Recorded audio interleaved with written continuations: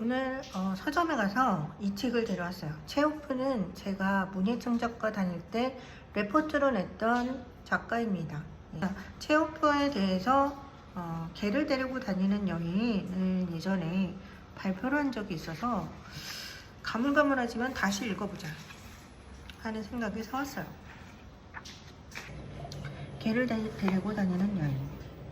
바닷가 거리에 새로운 얼굴이 보인다는 소문이 떠돌았다. 개를 데리고 다니는 여인이 드미트리치 구로프도 얄타에서 지낸 지 어느새 2주일째라는 이제 이곳에 친숙해져 새로운 얼굴에 관심을 가지게 되었다. 카페 베르나에 앉아있다가 그는 창밖으로 바닷가 거리를 산책하는 젊은 여인을 보았다. 그리 키가 크지 않은 금발의 여자는 베레모를 쓰고 있었다. 여자 뒤로는 하얀 스피츠가 따라가고 있었다. 그 이후로도 바닷가 거리에 새로운 얼굴이 보인다는 소문이 돌았다.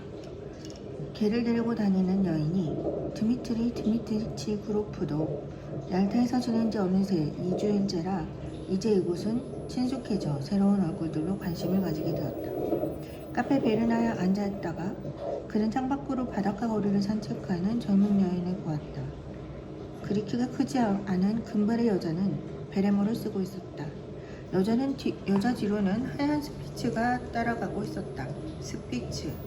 그 이후로도 그는 이 여자를 시내 공원에서 혹은 내거리 광장에서 하루에도 몇 번씩 보게 되었다.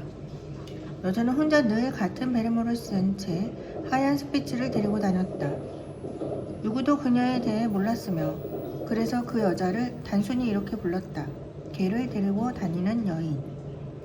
저 여자가 남편 혹은 친구와 이곳에 머물지 않는다면 사귀는 것도 괜찮을 텐데 하고 그로프는 생각했다. 그는 아직 40이 되지 않았지만 어느새 12살 난 딸 하나와 중학생 다니는 아들 둘이 있었다. 그는 일찍, 그것도 대학교 2학년 때 결혼했는데 지금 그의 아내는 그보다 1.5배 늙어 보였다. 짙은 눈썹을 가진 그의 아내는 키가 크고 뚱뚱했으며 직설적이고 거만하며 스스로를 생각이 깊은 여자라고 여기고 있었다. 아내는 또한 책을 많이 읽었는데 유행을 쫓기 위해 멋부리는 철자법을 쓰느라 남편을 드미트리가 아니라 지미트리라고 불렀다. 하지만 그는 그런 아내를 천박한 것도 모자라 속이 좁고 촌스런 여자라 여겨 집에 있기를 싫어했다. 이미 오래전부터 그는 여러 여자들과 바람을 피우기 시작했다. 그 이유 때문인지 그는 항상 여자에 대한 편견이 심했고 그가 있는 자리에서 여자에 대해 화제가 나오면 그들은 이렇게 불렀다. 싸구려 종자들. 안 좋은 경험을 충분히 했기에 여자들을 마음 내키는 대로 불렀지만 또 한편으로는 그 싸구려 종자들이 없다면 그는 단 이틀도 살아갈 맛을 느끼지 못했을 것이다. 남자들만 있으면 무료해했으며 기분도 좋지 않아 말도 섞지 않았지만 여자들과 있으면 어느새 자유로움을 느끼고 무슨 말로 어떻게 처신해야 하는지도 잘 알고 있었다.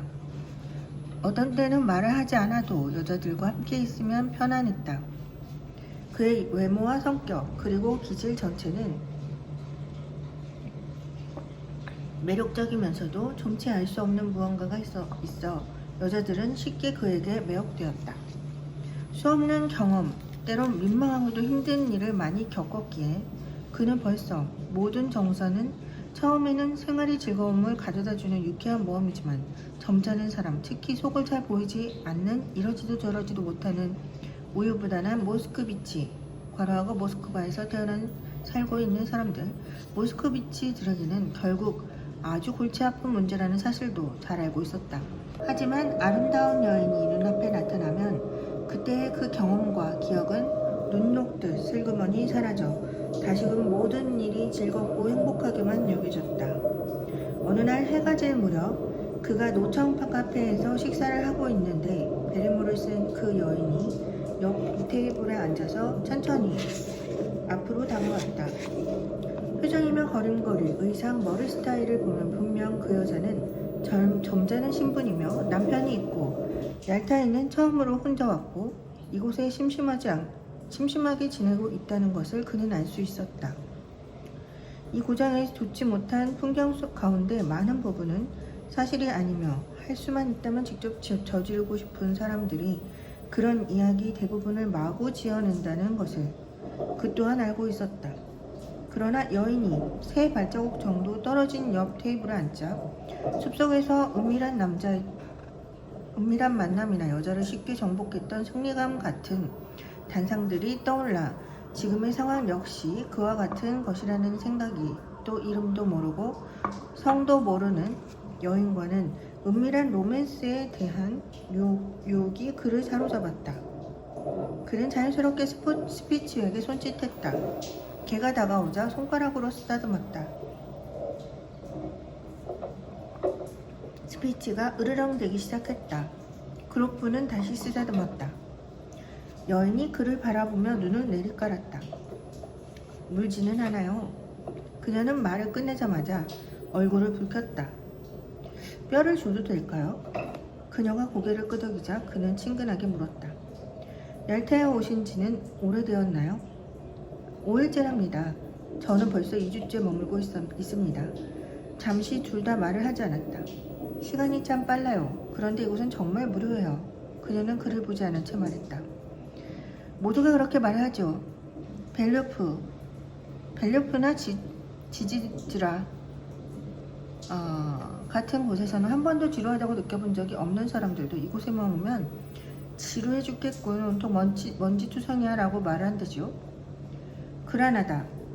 그라나다에서 오기라도 한단 말이죠.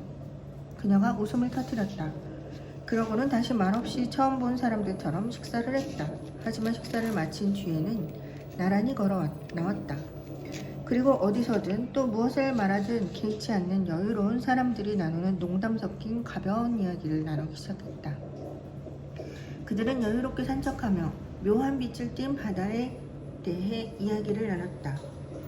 보기에도 무척 부드럽고 따스해 보이는 보랏빛 바다 위로 금색 달빛 선을 그리고 있었다. 그 둘은 대낮에 뜨거움이 여전히 지속된다고 말했다. 그루프는 자신이 모스크 비치이며 인문학을 공부했지만 은행에서 일하고 있고 한때 오페라 가수가 되기 위해 연습했으나 그만두고 지금은 모스크바에 집 2채를 소유하고 있다는 이야기를 했다. 그리고 그녀가 페테르부르크에서 성장했으며 지금은 결혼을 해서 2년째 SC에서 살고 있고 얄타에서는 한 달 정도 머무를 예정이며 어쩌면 휴식이 필요한 남편도 이곳에 올지도 모른다는 사실을 알게 되었다. 또한 그녀 스스로가 우스워할 정도로 자신의 남편이 근무하는 곳이 지방관청인지 지방의회인지 제대로 설명을 하지 못했다. 그로프는 그녀의 이름이 안나 세르게예브나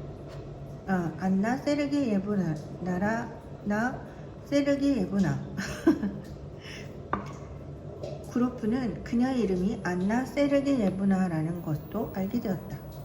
시간이 흘러 자신의 호텔방에 들어온 그는 분명 내일도 그녀를 만날 것이라고 생각했다. 분명 그래야만 했다. 침대에 누운 그는 그녀가 얼마 전까지만 해도 자신의 딸처럼 여학생의 신분으로 학교에 다녔을 일을 생각해 보았다. 그녀가 웃을 때 그리고 낯선 사람들과 이야기할 때 무척이나 수줍어하며 어색해하던 것을 기억해냈다. 사람들이 어떤 은밀한 목적을 가지고 그녀의 뒤를 따라다니며 이야기를 하고 그녀를 낯설게 쳐다보는 일들 모두 그녀에게는 태어나 처음 겪는 일이 분명했다. 그리고 그녀의 매끄러우면서도 가는 목과 아름다운 회색 눈동자를 생각했다. 그 여자에게는 어쩐지 애틋한 구석이 있어. 그는 그렇게 생각하고 잠이 들었다. 알고 지낸 지 일주일이 지났다. 휴일이었다. 호텔방은 더웠고 거리에는 회오리 바람이 불어 먼지가 날렸고 벗겨진 모자가 굴러다녔다. 종일 목이 말랐던 그로프는 몇 번이나 카페에 들러 안나 세르게예브나에게 시럽을 탄 물이나 아이스크림을 보냈다. 하루가 견디기 힘든 날이었다. 저녁이 되어 바람이 좀 잠잠해지자 그들은 기선이 돌아오는 것을 보기 위해 방파제로 발길을 옮겼다. 그들은 꽃다발을 든 마중 나온 사람들로 붐볐다. 세련된 열차 사람들의 두 가지 특징은 중년 부인들이 젊게 차려입었다는 것과 장군들이 많다는 것이었다. 파도가 높아 기선은 해가 진 뒤에야 늦게 도착했다. 그것도 모자라 부두에 대기 위해 방향을 돌리는데도 한참이나 걸렸다. 안나는 마치 아는 누군가를 찾는 것처럼 손잡이가 달린 안경으로 기선과 승객을 관찰하다가 눈을 반짝 들어서는 구루프에게 말을 걸었다. 그녀는 말이 많은 것도 모자라 엉뚱한 질문으로 쏟아내기도 했는데 이내 자신이 한 말들을 잊어버렸다. 그러고는 혼잡한 사람들 속에서 손잡이가 달린 안경을 잃어버리고 말았다. 수많은 군중이 사라지고 서로의 얼굴이 구분되지 않을 정도로 깜깜해지고 바람도 완전히 잦아들었다. 그러나 구루프와 안나는 아직도 기선에서 내리지 않은 누군가를 기다리는 듯 서 있었다. 안나는 곧 구루프에게로 시선을 돌리고 말없이 꽃향기를 맡고 있었다. 저녁이 되니 날씨가 좋아졌어요. 그가 말했다. 이제 우리 어디로 갈까요? 마차를 타는 건 어때요? 그녀는 말이 없었다. 그는 그녀를 뚫어지게 바라보다가 보는가 싶더니 벼랑간 그녀를 껴안고 입에 키스를 했다. 물기를 머금은 꽃향기가 그를 애웠었다. 하지만 그는 누군가 보고 있지 않을까 싶어 흠칫 주위를 살펴보았다. 당신이 머무는 방으로 갑시다. 그는 조용히 말했다.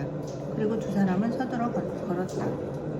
그녀의 호텔방은 더웠고 그녀가 입은 상점에서 구입한 향수 냄새가 진동했다. 구루프는 새삼스럽게 그녀를 바라보며 이런 만남도 할 수 있군 하고 생각했다. 그의 기억 속에 사랑으로 인해 즐거워하고 비록 그 시간이 짧지만 행복했다고 그에게 고마워하는 착한 여인들이 있는가 하면 사랑에 대해 부정적이며 진실하지 않은 여인들도 있었다. 그녀들은 모두 수다스럽고 가식적이며 히스테릭하고 가끔은 이런 행위는 사랑이 아닌 다른 고상한 무엇이라는 등의 표정을 짓는, 굳이 비교하자면 그의 아내와 같은 여자들이었다. 그런가 하면 삶이 채워줄 수 있는 것보다 더 많은 것을 얻기 위해 탐욕스러운 표정과 지치지 않는 욕구를 가끔씩 드러내는 두세 명의 매우 아름답지만 차가운 여자들도 있었는데 이제 그들 대부분은 나이가 들어 변덕스럽고 분별력 없는 억지나 부리는 천박한 여자들로 변해 있었다. 그 여자들에게 관심이 사라지자 그들의 아름다움은 이제 구역질로 느껴졌고 심지어 그들의 속옷 레이스조차 끔찍한 비늘로 보일 정도였다.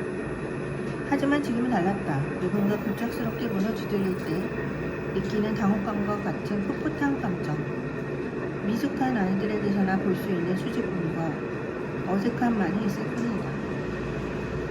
안나 세르게예브나. 이 개를 데리고 다니는 여인은 지금 이 일을 꽤나 심각하게 고민하고 있을 뿐만 아니라 자신이 타락한 여자가 되어버린 듯한 행동을 보여서 그에게는 그런 행동이 무척이나 신기하고 어색하게 보였다. 긴 머리카락이 두 볼에 처량하게 들려온 안나는 고개를 숙이고 우울한 표정으로 앉아 있었다. 그녀의 모습은 오래된 그림에서나 볼 수 있는 죄 많은 여인 마리아 막달레나를 연상시켰다. 이게 아닌데. 그녀가 말했다. 당신은 더는 저를 존중하지 않겠지요. 호텔방 테이블에는 수박이 놓여 있었다. 구루프는 한 조각을 잘라 시간을 들여 천천히 먹었다. 침묵 속에서 반 시간 넘게 흘렀다. 안나는 처량해 보였고 좋지 않은 세상 일을 전혀 모르고 살아온 여인네의 착실하고 순진한 모습이 느껴졌다. 테이블 위에서 외롭게 타고 있는 촛불이 희미하게 그녀의 얼굴을 비쳤다. 그녀의 마음이 어두워 보였다. 내가 당신을 존중하지 않다니 무슨 말이지요? 구루프가 물었다. 무슨 말을 하고 있는지 모르겠어요. 하느님 저를 용서하세요. 금세라도 울 듯한 얼굴로 그녀가 말했다. 무서워요. 변명할 필요는 없답니다. 제가 무슨 이유로 변명하겠어요. 저는 천해요. 그리고 나쁜 여자예요. 저 자신을 이렇게 경멸하는데 무엇 때문에 변명하겠어요. 저는 남편을 배신한 것이 아니라 저 자신을 배신했어요. 지금뿐만 아니라 이미 오래전부터 그래왔어요. 제 남편. 그래요. 착하고 근면한 사람이지요. 하지만 노예랍니다. 그 남자가 무슨 일을 어떻게 하는지 저는 몰라요. 하지만 그 사람이 노예 같은 사람이라는 것은 알고 있어요. 그 사람과 결혼할 때 저는 20살이었어요. 그래요. 저는 호기심이 많았고 더 나은 무엇인가를 바라고 있었어요. 그래, 다른 삶이 있을 거야 하고 스스로에게 이야기했거든요. 멋지게 제대로 살아보고 싶었어요. 제대로요. 호기심이 저를 파괴시킨 셈이지요. 당신은 이해하기 힘들 거예요. 하지만 맹세코 저는 견디기 힘들어. 혹은 무슨 일이라도 벌일 것만 같아서 어떻게 다른 방법을 찾지 못하고 남편에게 아프다고 말하고 이곳에 왔어요. 그러고는 이곳에서 미친 듯이 걸어 다녔어요. 보세요. 저는 저속한 것도 모자라 타락한 여자가 되어버렸어요. 누구나 경멸해도 되는 그런 여자가 되었어요. 그로프는 이 모든 말이 지겨워졌다. 갑자기 어울리지도 않게 엉뚱한 참회라니. 그리고 그녀의 순전한 말투가 그를 더욱 짜증나게 만들었다. 눈물만 보이지 않았다면 그녀가 바보 같은 소리를 하거나 연기를 하고 있다고 생각했을 것이다. 당신이 무엇을 원하는지 알 수가 없군. 그가 작은 목소리로 말했다. 그녀는 그의 가슴에 얼굴을 묻고 흐느꼈다. 믿어주세요. 저를 믿어주세요. 그녀가 이어서 말했다. 저는 정직하면서도 깨끗한 생활을 좋아해요. 타락은 싫답니다. 제가 지금 뭘 하고 있는지 저조차 모르겠어요. 그래요. 귀신에게 홀렸다고 말이 있잖아요. 지금 제가 그래요. 귀신에게 홀렸어요. 그만하면 됐어요. 그가 중얼거렸다. 그는 겁에 질려서 움직이지 않는 그녀의 눈동자를 바라보며 그녀에게 입맞춤을 했다. 그리고 부드러운 말투로 달랬다. 그녀는 시간이 흐르자 평정을 찾고 다시 명랑해졌다. 두 사람은 함께 유쾌하게 웃기도 했다. 잠시 뒤 그들은 밖으로 나왔다. 바닷가 거리에 아무도 보이지 않았고 사이프러스가 우거진 번화가도 죽은 듯 고요했으며 바닷가에서는 여전히 파도 소리만 들려왔다. 고깃배 한 척이 물결을 흔들리고 그 위에 작은 등불이 잠에 취한 듯 깜빡였다. 그들은 마차를 타고 오레안다로 향했다. 조금 전 아래층 로비에서 당신 성을 알았소. 흑판에 폰 디데리츠라 써있더군요. 남편이 독일 사람이요? 그루프가 물었다. 아니요. 그 사람 할아버지가 독일인이었다고 들었어요. 그 사람은 정교도예요. 오레안다에 도착한 두 사람은 교회당에서 멀리 떨어지지 않은 벤치에 앉아 바다를 내려보며 침묵했다. 새벽 안개 속에서 흐릿하게 얄타가 보이고 산 정상에는 흰 구름 하나가 걸려 있었다. 나뭇잎 하나 흔들리지 않았고 매미들이 울고 있었다. 아래에서 들려오는 단조롭고 속이 텅 빈 듯한 파도 소리는 우리 모두가 기다리는 영원한 잠, 평온에 대해서 말하고 있었다. 그렇게 아래에서 파도 소리가 이곳에 아직 얄타도 오래한다도 존재하지 않았을 때도 울렸고 지금도 울리고 있고 우리가 사라진 후에도 지금처럼 똑같이 무심하고 공허하게 울릴 것이다. 어쩌면 바로 이 변화 없음의 우리 모두의 삶과 죽음에 대한 완전한 무관심에 우리의 영원한 구원에 관한 지상의 끊임없는 삶의 움직임에 관한 완성을 향한 부단한 움직임에 관한 비밀이 담겨 있을지도 모른다. 바다, 산, 구름, 넓은 하늘이 펼쳐진 신비로운 풍경 속에 여명을 받아 더욱 아름답고 매혹적으로 보이는 젊은 여자와 나란히 앉아 그로프는 이런 생각이 잠겼다. 실제로 곰곰이 생각해보면 이 세상의 모든 것들이 얼마나 아름다운가. 우리는 존재 자체의 순수한 목적과 자신의 인간적 가치도 잊은 채 생각하고 행하는 것을 제외한 모든 것이 아마도 야경꾼인 듯한 어떤 사람이 다가와 그들을 잠시 쳐다보고는 지나쳐갔다. 이런 작은 일도 소중하고 싱그럽게 느껴졌다. 아침빛이 밝아 이미 불을 끈 페어도시아 가로하고 크림반도 남쪽의 작은 항구 페어도시아에서 온 기선이 보였다. 풀의 아침 이슬이 미쳤어요. 침묵을 깨며 그녀가 말했다. 이제 그만 돌아갑시다. 그들은 얄터로 돌아왔다. 이후에도 그들은 매일 한낮 바닷가 거리에서 만나 함께 간단한 점심 식사를 하거나 저녁 식사를 했으며 산책을 하거나 황홀한 눈빛으로 바다를 바라보기도 했다. 그녀는 숙면을 하지 못했다거나 심장이 뛴다거나 하는 불평을 늘어놓았으며 가끔씩 걱정스러운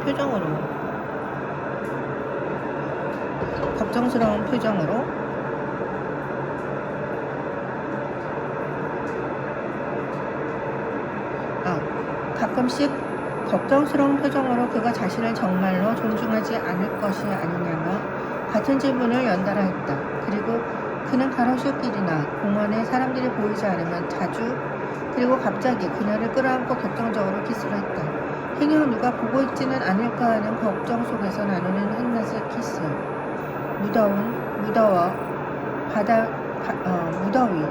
냄새, 늘 지나치는 세련됨에서도 안정적으로 보이는 여유로운 사람들. 그런 가운데 나태하게 지내는 생활이 그를 다른 사람으로 변하게 만들었을지도 모른다.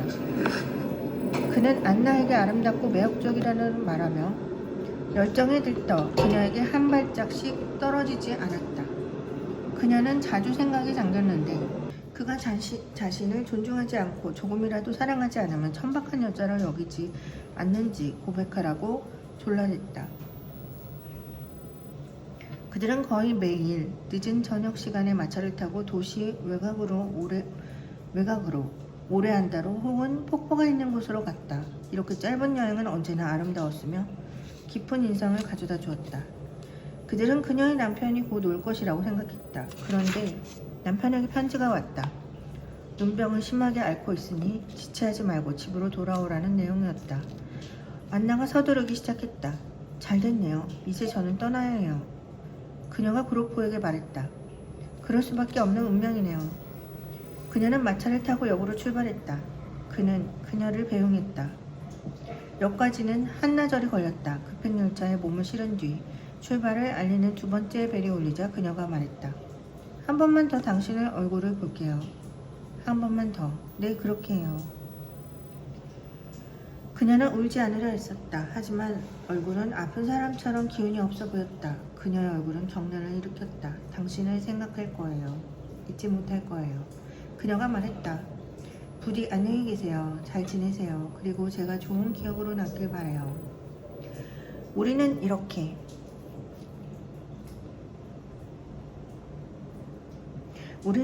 영원히 헤어지는군요.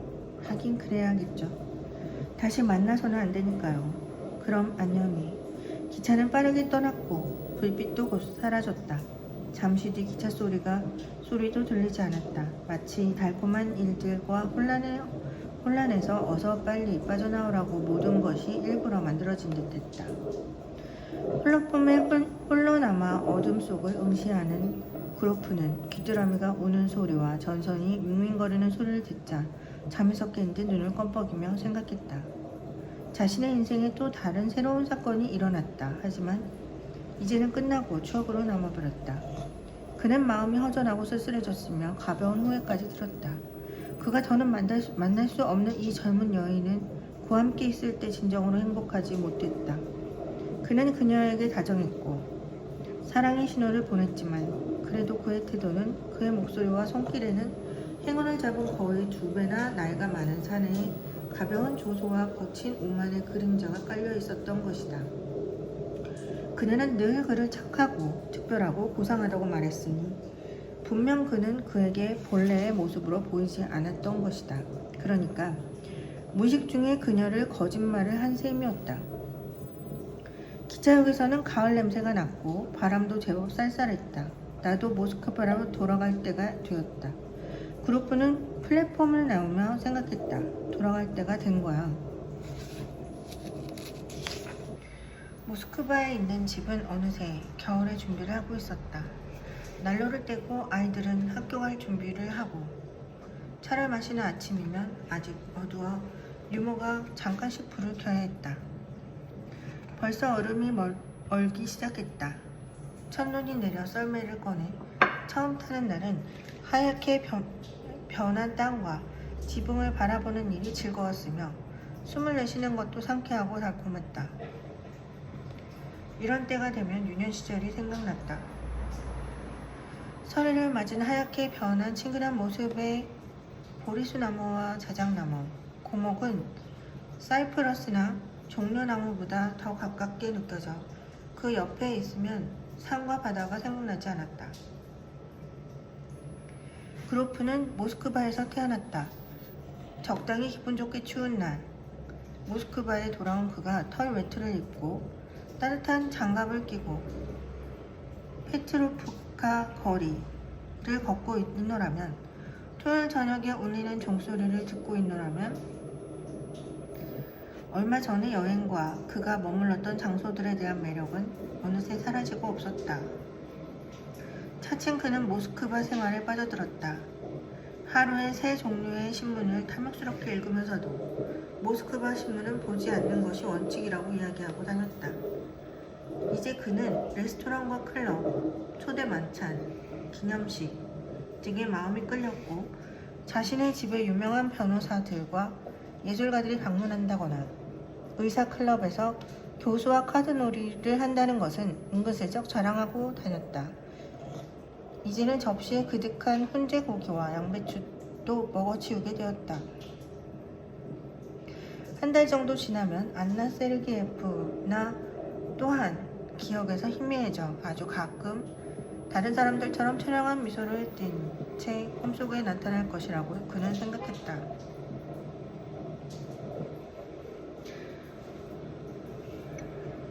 하지만 한 달도 더 지나고 겨울도 깊어갔건만 안나는 마치 어제 작별한 것처럼 생생하게 기억 속에 남아있었다. 추억은 더욱 뚜렷해지고 있었다. 그의 서재에서 떠드는 아이들의 목소리가 고요한 저녁 시간을 가르고 들릴 때나, 레스토랑에서 노래나 오르간 연주를 듣고 있을 때, 그리고 벽난로에서 눈부라치는 소리가 뭉뭉 울릴 때면 기억 속에서 모든 것들이 되살아났다. 방파제에 갔던 일도 그랬고, 새벽 안개 속 산과 페어도시아에서 온 기선과 입맞춤도 그랬다. 그는 오랫동안 방 안을 서성거리면서 미소 짓곤 했는데, 회상은 차츰 공상으로 바뀌어 과거의 일이 상상 속의 미래의 일로 혼동되곤 했다. 안나는 꿈에만 나타난 것은 아니라 그의 그림자가 되어 어디든 따라다녔다. 눈을 감으면 그녀가 눈앞에 서 있었다. 예전보다 더욱 아름답고 젊었으며 사랑스러웠다. 그 자신도 얄타에 있을 때보다 훨씬 멋지게 느껴졌다. 그녀는 밤마다 책장에 있는 벽난로 방 한 구석에 그를 바라보았고, 그는 그녀의 숨소리와 부드러운 옷자락이 스치는 소리를 들었다.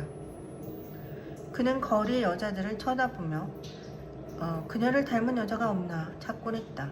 그런데 어느 순간 견딜 수 없을 만큼 누군가에게 자신의 추억을 이야기하고 싶어졌다. 하지만 집에서는 말할 수가 없는 일이었고, 집 밖에서 적당한 상대를 찾을 수 없었다. 이웃 주민도 안 되었고, 그렇다고 은행에 그럴 만한 상대가 있는 것도 아니었다. 그런데 대체 무엇을 말한단 말인가? 정말로 그가 그때 사랑을 했던가? 과연 그와 안나와의 관계에는 무엇인가 아름다운 것, 시적인 것, 그것도 아니면 유익하거나 순수한 관심을 끌 만한 것이 존재했기나 했던가? 그래서 별 수 없이 막연하게 사랑과 여자에 관한 이야기했지만, 그 누구도 그의 속뜻을 눈치채지 못했고, 그의 아내만이 짙은 눈썹을 치켜올리며 이렇게 말했다. 디미트리, 당신에게는 멋쟁이 역할이 어울리지 않아요. 어느 날 밤이었다. 의사클럽에서 카드놀이를 함께하던 관리와 밖으로 나온 그는 참지 못해 말하고 말았다. 사실은 내가 얄타에서 예쁜 여자를 하나 만났거든. 관리는 썰매를 타고 출발하다 말고 갑자기 뒤를 돌아다며 이름을 불렀다. 드미트리, 왜? 자네 말이 틀림없네. 철갑상어는 냄새가 아주 고약하더군. 평소에는 아무렇지도 않게 들었던 말이지만 오늘은 어쩐지 그로프는 짜증나게 만들었다. 이 말은 즉시 모욕적인 것도 모자라 불결하게 느껴졌다. 젠장 무식한 작자 같으니라고. 의미 없는 밤은 이어지고 흥미도 가치도 없는 시시한 날들이 계속되었다. 미친듯이 이어지는 카드놀이, 폭식, 폭음, 끝없이 이어지는 시시껄렁한 이야기들, 아무짝에도 쓸모없는 일과 시시한 대화로 소중한 시간과 정력을 빼앗기고 결국은 꼬리도 날개도 잘린 삶, 농담만이 전부였다. 마치 정신병원에 갇힌 듯 벗어날 수도 도망칠 수도 없는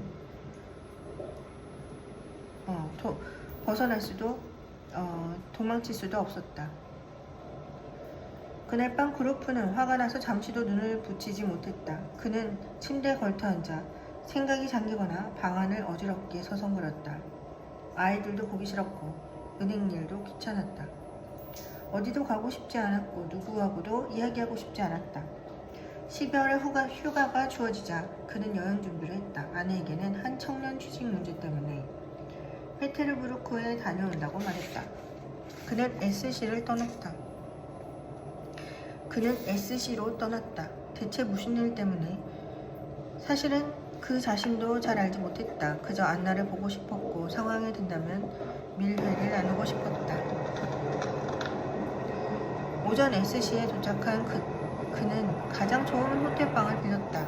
바닥에는 회색 군복천이 깔려있고 탁자에 놓인 잉크스탠드에는 먼지가 쌓여 회색빛을 띠고 있었다. 잉크스탠드에 장식된 말탄 기수의 상은 목이 떨어져 나간 채 모자를 든 손을 치켜들고 있었다. 호텔 수위가 그에게 필요한 정보를 전달해줬다. 폰 지데리츠는 호텔에서 그리 멀지 않은 스타로 곤차르나야 거리에 자기 저택에서 호화롭게 살고 있으며 자기 소유의 마차를 가지고 있고 이 도시를 그를 모르는 사람은 아무도 없었다. 호텔 소유는 그 사람 이름을 이렇게 발음했다. 드미들리츠.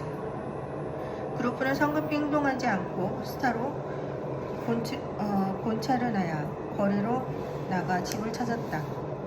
집 바로 앞에 못질을 한 회색 긴 울타리가 펼쳐져 있었다. 이런 울타리는 시간 좀 먹기야 하고 생각하는 그루프는 울타리와 창문을 번갈아 바라봤다. 그는 여러 가지 생각을 했다. 오늘은 휴일이니 남편이 아마도 집에 있을 것이다.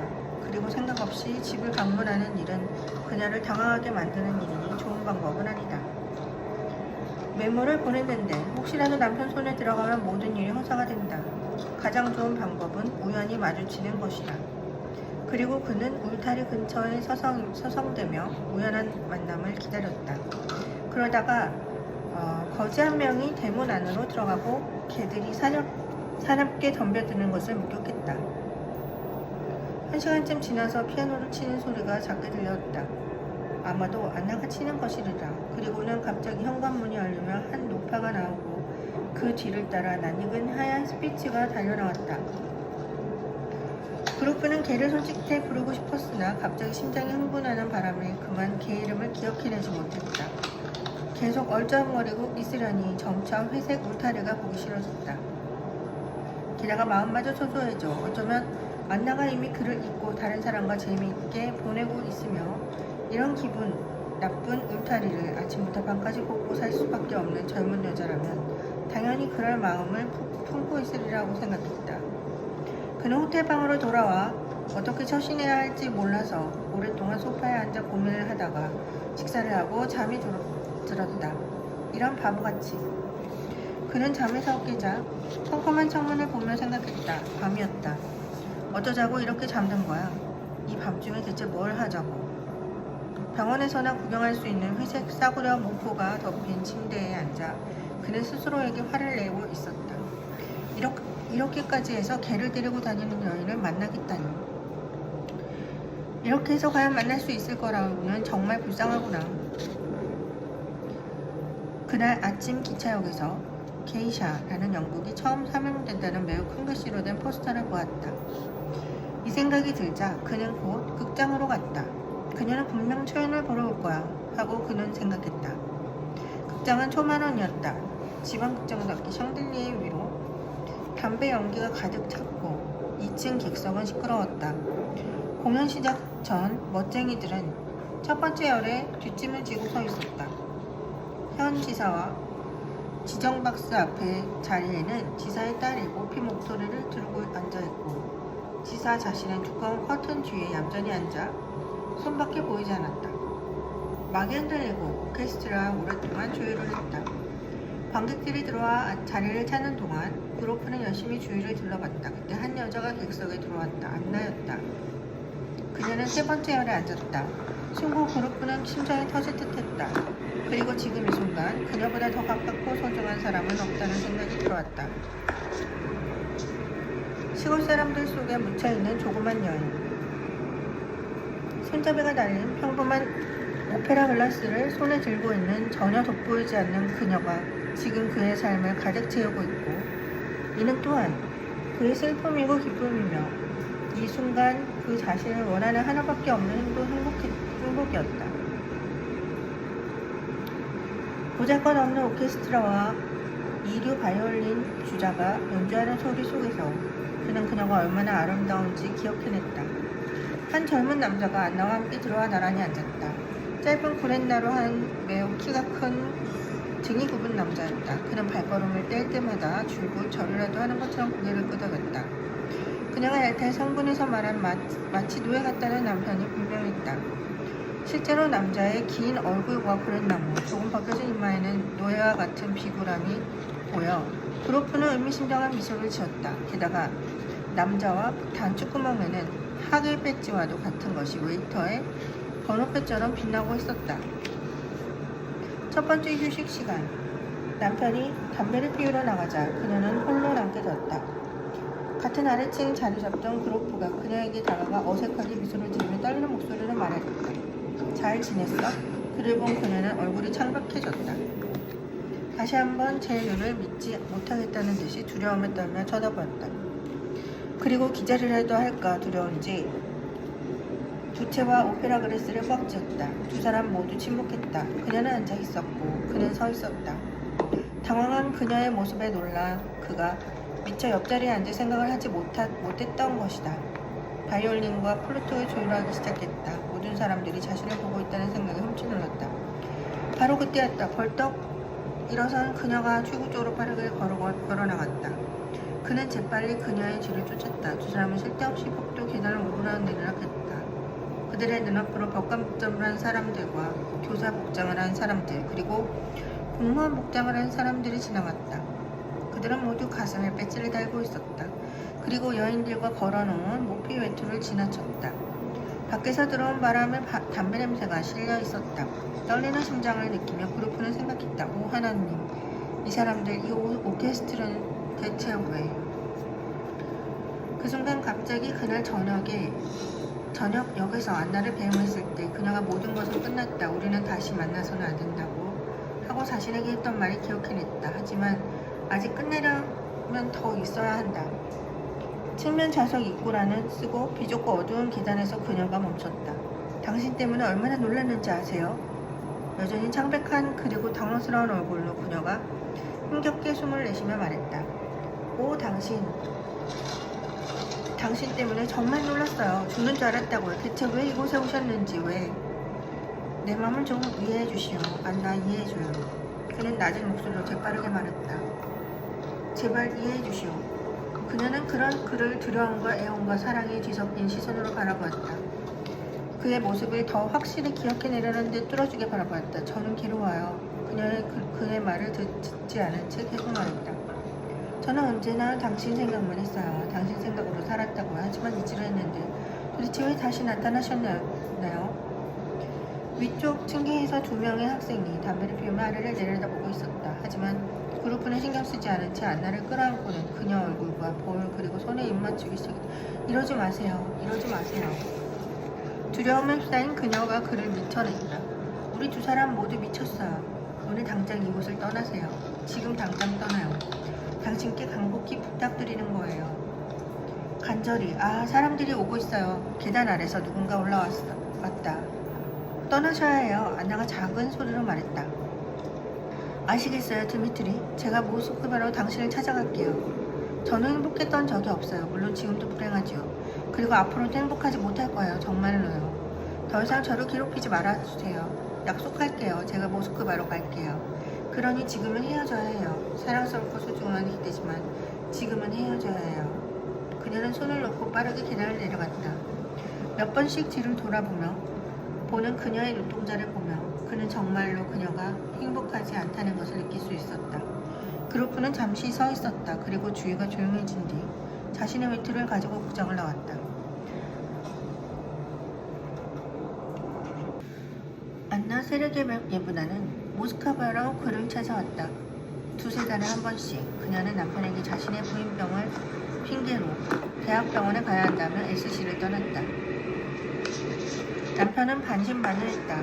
모스크바에 도착하면 슬라반스키, 바자르, 호텔에 묵으며 빨간 모자를 쓴 사람을 곧장 그루프에게 보냈다. 그리고 그루프가 그녀를 만나기 위해 찾아왔다. 모스크바에서 이 일을 알고 있는 사람은 아무도 없었다. 어느 겨울 아침 그는 그녀에게 가고 있었다. 심부름꾼이 전날 저녁에 왔으나 그때 그는 없었다. 도중에는 딸을 학교로 바래다 주었다. 습기를 머금은 눈이 펑펑 쏟아지고 있었다. 기온이 3도인데 눈이 내리는구나. 그루프가 딸에게 말했다. 하지만 따뜻한 것은 땅의 표면이지 대기 상층 기온은 전혀 다르단다.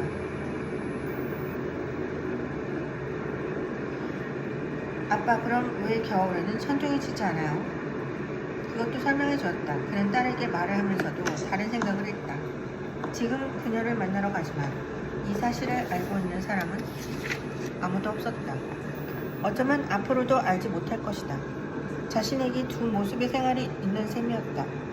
한 생활은 누구든 원하면 볼 수 있는 공개된 생활이지만 사실은 상대적 진실과 상대적 거짓으로 가득 찬 주위 사람들과 별반 다를 것 없는 삶이었다. 다른 하나는 은밀한 생활이었다. 우연히 이상하게 얽힌 어떤 사정에 의해 그에게 소중하면서도 반드시 존중해야 하는 것. 그곳에서라면 그가 진실하고 또 자신을 속이지 않아도 되는 그의 생활의 핵심을 차지하는 그런 모든 것을 다른 사람들이 알 방법이 없었다.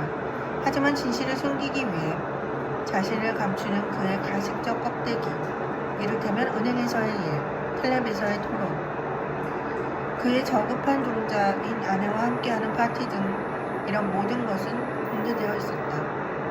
그래서 그는 언제나 자신의 생활처럼 남들을 판단했다. 즉, 눈에 보이는 것을 믿지 않았고 누구나 밤의 장막 같은 비밀이 아래서 자신만의 은밀한 생활을 하고 있다고 믿게 되었다. 각자 개인의 생활은 비밀 속에 유지되며 아마도 부분적으로는 그런 이유 때문에 교양 있는 사람들이 그토록 예민하게 사생활을 비밀을 강조하고 있는지도 모른다. 딸의 학교까지 데려다 준 그루프는 슬라반스키 바자르로 발길을 돌렸다. 그는 아래층에서 터레이트를 벗고 위층으로 올라가 조용히 문을 노크했다. 그가 좋아하는 회색 옷을 입은 안나는 여행과 걱정에 지친 채 어제 저녁부터 그가 오기만을 기다리고 있었다. 얼굴이 하얗게 질린 그녀는 그를 보자마자 미소 대신 곧장 그의 품으로 파고들었다. 2년이나 못 만난 것처럼 그들의 키스는 오랫동안 이어졌다. 어떻게 지냈어? 그가 물었다. 별일은 없지. 잠깐만요. 이야기할게요. 잠시만요. 그녀는 우느라 제대로 말을 꺼내지 못했다. 그러고는 몸을 돌려 손수건으로 눈물 닦았다. 울게 내버려 둬야겠다. 앉아서 기다리면 되니까.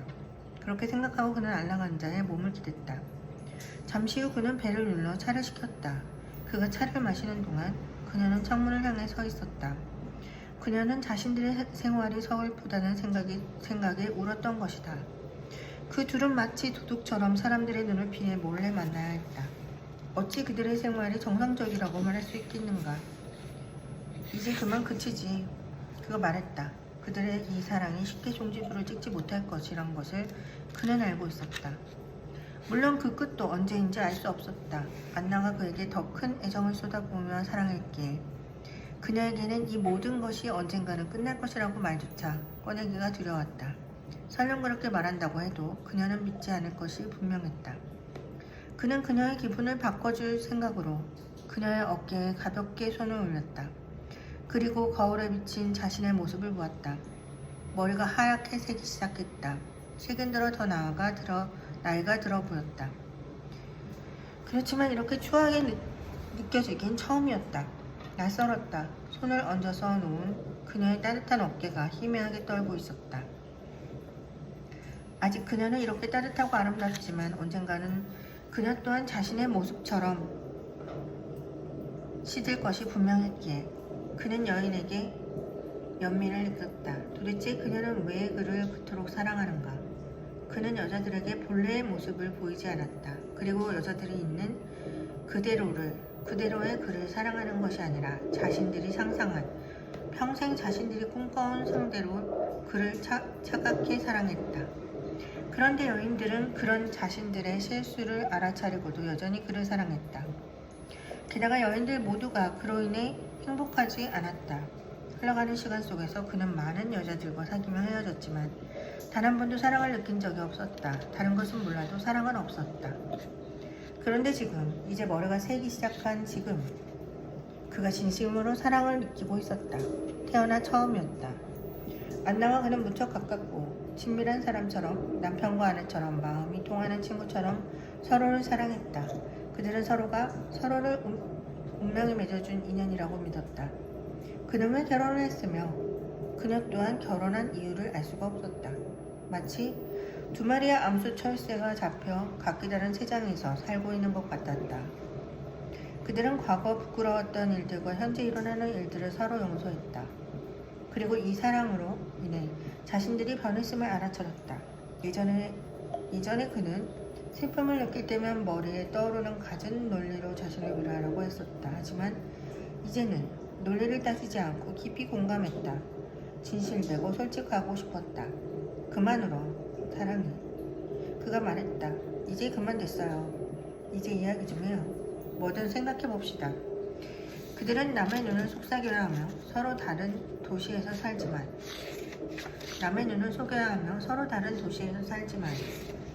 자주 만날 수 있는 방법에 대해 오랫동안 이야기하고 또 이야기했다. 어떻게 하면 이 견딜 수 없는 굴레에서 벗어날 수 있을까? 어떻게 하면? 그의 머리를 움켜쥐고 물었다. 어떻게 하면? 조금만 더 기다리면 해결책을 찾을 수 있을 것이고 그때는 새롭게 멋진 생활을 할 수 있을 거라고 생각했다. 하지만 그 끝이 아직 멀고도 멀어 이제야 겨우 아주 복잡하고 어려운 일이 시작되었다는 것을 두 사람은 잘 알고 있었다.